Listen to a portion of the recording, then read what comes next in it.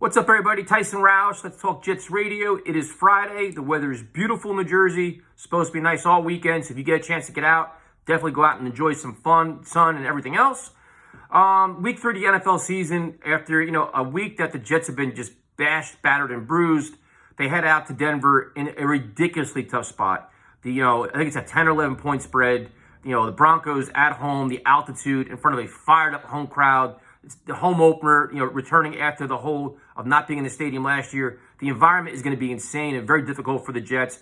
And they're actually going to be a well-coached team, play good on both sides of the football. So I'm not going to give you a lot of X's and O's. I'm not going to give you all this excellent analysis. It's just a fan-based opinion based on what this channel is really all about. And the one thing I just kind of want to explain is I'm not justifying losing. I'm not accepting losing. I'm just saying based on the matchups and my brain, this is how I think the game is going to go. So for some reason, we're saying, oh, Jet fans are always trying to find ways to lose, and they're embracing it. Listen, once kickoff starts, I want to see this team win just as much as the rest of you guys do. But it's hard for me. I'm not going to sell you bullshit. I'm not going to sell you rainbows. I'm not going to give you some stat when your eyes tell you differently. When there's certain matchups that don't make sense or don't look good, I'm not going to say, well, if this guy's cleats don't fit, or if the sun's in his eyes, or if he trips, or he falls, or if PFF has a 99 rating on him when we saw him block like shit for the last 2 weeks, I'm not going to do that.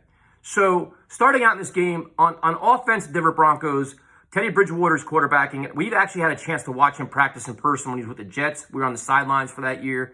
Bridgewater, excellent arm, mobile. He's more than a game manager. He can actually throw the ball downfield. He's a quality quarterback, to be honest with you. I've always liked him. So he's very comfortable in this offense, doesn't turn the ball over a lot, and he's got a lot of weapons around him.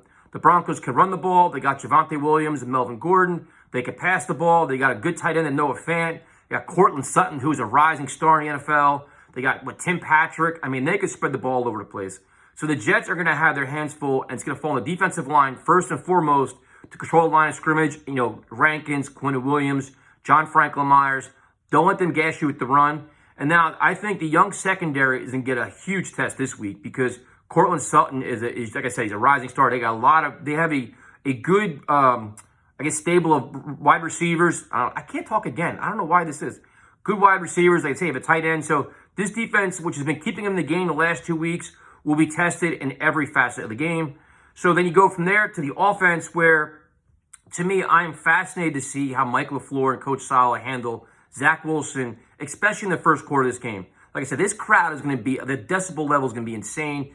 Zach Wilson won't be able to hear shit. So can they get the snaps off? Will he be overwhelmed? You have Von Miller coming at you. They're going to be attacking. They obviously know the Jets want to run the ball, and that'll be first and foremost what they do it. They have Shelby Harris. They got Justin Simmons. They got a lot of guys that can attack the line of scrimmage. So can the Jets run the ball and hold their own there? If they can't, how do they adjust? Do they roll Zach Wilson out? Do they incorporate screens? To me, the first quarter is pivotal in this game just to weather the storm. Just don't make stupid mistakes. Don't turn the ball over. Get Zach Wilson in rhythm. He's going to feel a lot of pressure to try to turn things around and get, just kind of silence some of the critics for a day or two. And it's just a ridiculously tough spot. So obviously Michael Carter, to me, is probably the most explosive running back on the roster. Get the ball in his hands more. The tight end position has been kind of useless. You go to wide receivers. Corey Davis I guess he's going against Patrick Surtain too. I'm guessing he would. I'm not sure. But you got to get more out of Elijah Moore. You don't know if Jamison Crowder is going to come back. My guess is Denzel Mims isn't going to be active. As much as the Jets say had a great week of practice, I don't see it happening. They kind of keep saying they're only going to go 5 receivers. So that means you have Jeff Smith, you have Berrios, because Jeff Smith's the gunner. Berrios is your punt returner.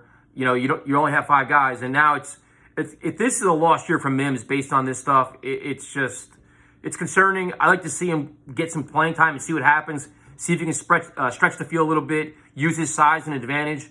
But overall, this offense can really struggle. It may not be an indictment on the offense. It could be just a statement of how good the Denver Broncos defense is.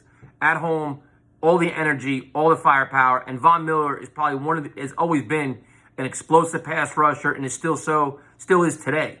So in terms of the matchups, I don't really see a lot the Jets can take advantage of. I'm fascinated or nervous about the offense and how they play, because right now it's just like Zach Wilson's head's got to be spinning after last week. And then if you have a guy like, Von Miller coming out, the offensive line has got to tighten things up. They actually played better last week than I thought they were going to play. But this defense is a whole other animal, man. So we'll see what happens. My level of confidence isn't very high. I'm hoping it's a game in the second half, fourth quarter. But I could just see the Broncos just swarming them on both sides of the ball and the Jets kind of getting a little bit overwhelmed.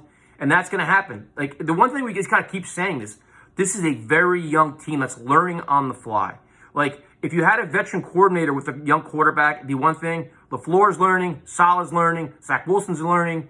And it's just, we keep saying patience, but what else do you want to say? It's just a fact.